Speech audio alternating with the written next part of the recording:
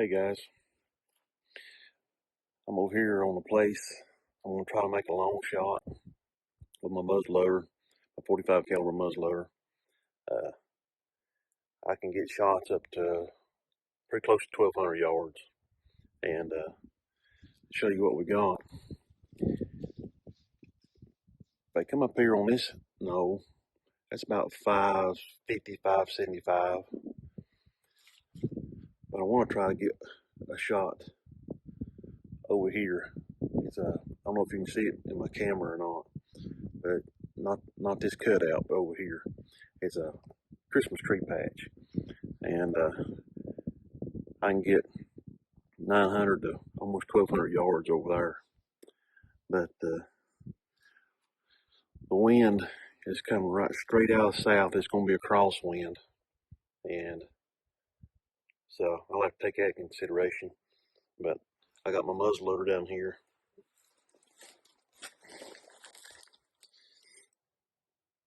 It's a Remington Ultimate built.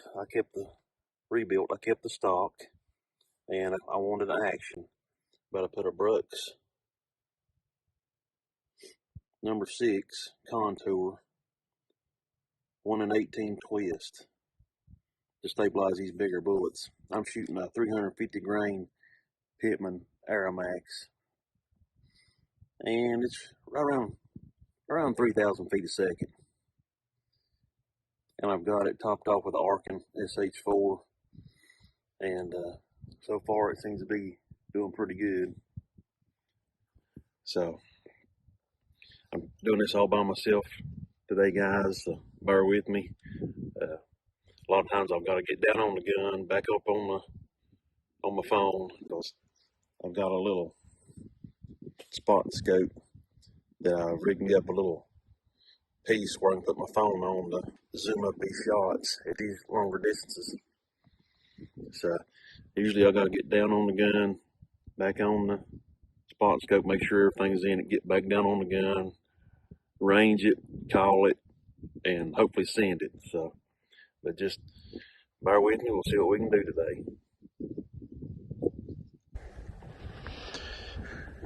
Okay guys, we've got one over on the hill come out.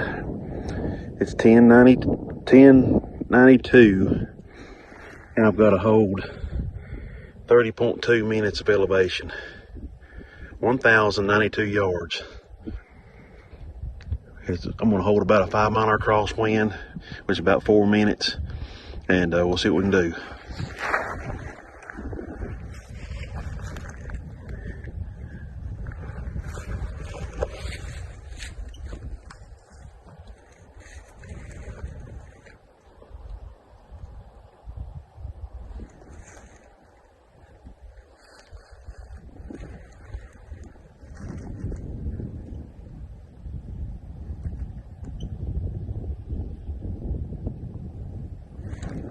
Okay guys, here we go.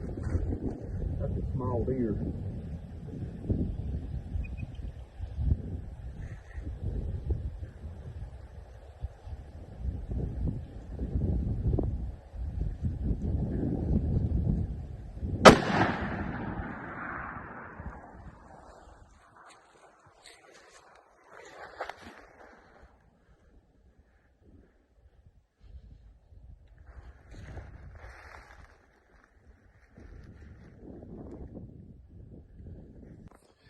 Hey guys, I believe I just done it.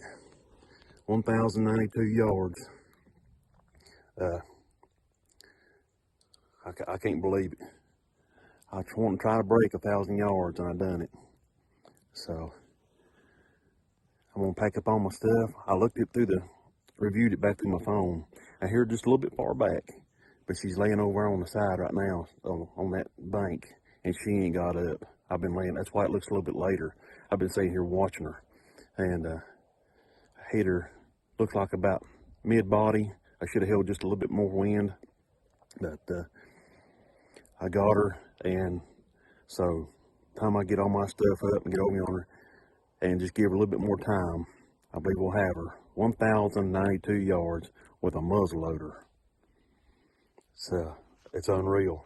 It could be done, but it's got to be done with good equipment. I had Jeff Hankins build my gun for me, and Kyle Pittman using his bullets, the Aeromax 350s, and so shooting about 3,000 feet a second, and it could be done, and it's awesome. It's awesome feeling. I got a previous one on video that's so far the longest one that we can find, and it was 865 yards, and same gun, same everything, and I want to try to break the 1,000-yard mark, and I believe I just did it. So I'm gonna pack up all my stuff, and it's gonna be dark by the time I get everything back to the truck, and I'm gonna give her plenty of time, and hopefully we'll have a recovery right here in a little bit. But appreciate it, guys. I'll get back with you. Hey guys, I'm back with you, and I finally got her. 1,092 yards. I gave her about 3.5 hours. I was going to give her time to die, and she didn't get up from where she laid down. So I did hit her mid-body, and it done. I hit her right there, about 3 inches in behind the ribs. I should have held one more minute. And the exit, I done rolled her over. The exit is about a golf ball size. So them Pittman bullets still expand at over 1,000 yards. And it's a small little deer. It's this year's deer. I can't believe I hit that little target. But 1,092 yards with a muzzleloader. And like I said before, it can be done, but you gotta have good equipment. Hankins rifles and Pittman bullets. You can't go wrong. And I'm gonna try to get everything done. And she was, like I said, I give her time to die, and she's over here. She didn't even move. But we got it done, guys. I broke my 1,000-yard mark that I wanted to do. I actually went over 1,092. But it's been a long time coming, and we finally got it done. So I hope y'all enjoy this. I know it ain't the best. The wind was blowing today. It was blowing my camera, my spot and scope everywhere. And but we still got it done with what I had. So, but thank y'all, and hope y'all enjoy it. And I'll see you in a little bit. I'm gonna wait till the morning and get a little bit better picture of her. But we're gonna go ahead and field dress her and get her out of here, and burn up the phones tonight. But it's been fun. But thank y'all. Hey guys, it's the morning after the recovery. I've got her hanging out here in the woodshed, just cooling out. But I wanted to show you exactly what that Pittman bullet done to this deer in the daylight. And the shot, like I said, was 1,092 yards. I come up elevation for 30.2 minutes of elevation. The wind call told me to hold for about a 4-minute wind call for a 5-mile-an-hour wind. So I held for that, and I should have held just a half minute to a 3/4 minute more of an angle. But it still hit her better than what I thought it did. And so the entry hole is right here. It's just your basic 45 caliber hole, and it didn't hit no rib. I'm right behind the ribs, and it went through and did this on the opposite side. And that hole right there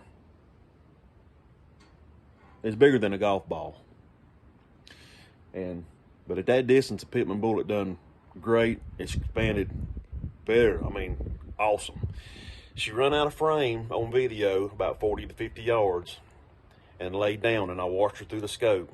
It took me just a little bit longer to get back on my cell phone through the spot and scope, and it got a little bit darker, but I was watching her through the scope, and I hated to get up off my gun to get back on the video and maybe have a chance losing her over on them Christmas trees. So I'm not no professional by no means. I just had my cell phone and a spotting scope and a little apparatus to get the shots pulled up through where we can see them. And so the shots can be done, and it takes good equipment. And Jeff Hankins built my custom muzzleloader for me. It's built on a Remington ultimate gun. I kept the stock and the action. He put a Brooks #6 contour barrel on there with a 1 in 18 twist. I'm shooting Kyle Pittman's Aeromax 350s, which is awesome bullets. Good BC, excellent BC. Them sharp streamlined bullets and arcing optics that was topped on my gun.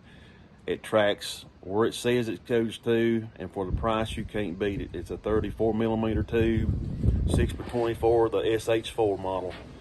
And all these things made this happen. And the good Lord made it happen too, because he's the one in charge. He lets everything happen. And I want to give him all the praise. I just pulled the trigger and he let everything else happen. But I thought y'all like to see this and what the bullet actually performed in this deer at this distance. And no bone was hit, so no bullet fragmented. I'm gonna try to go over there and find the bullet if I can.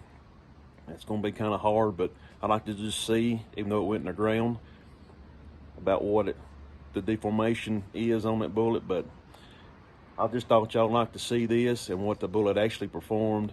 But I like to thank all the people that made this possible through my good equipment.